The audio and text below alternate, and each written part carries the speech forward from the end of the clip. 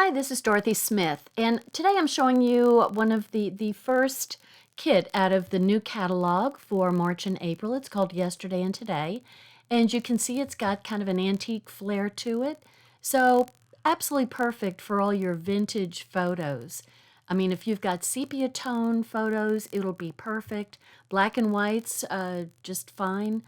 If you want to take your black and whites and scan them and make them sepia tone, totally doable.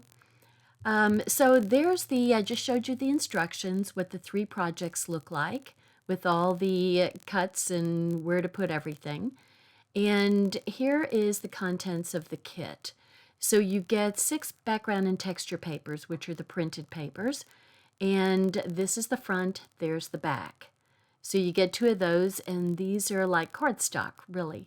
Front and back for that, and then there's another one. There we go, front and back for that. So you get 6 background and textures. Then you get, the first one is linen, and then you get 2 of our new French vanilla colors and a toffee for accent. So those are the cardstock and the papers, and here are the embellishments. You get some really pretty wood embellishments, and these can be colored so easily, either with ink and a sponge, or even better, the tri-blend markers. And the tri-blend marker that I used, which I believe is called Earth Blend, almost gives a mahogany look to the wood, and it just glides on there and stains the wood beautifully.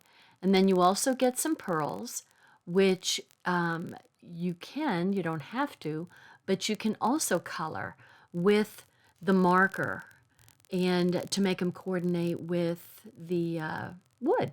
So, and those are super easy to color with the tri-blend marker.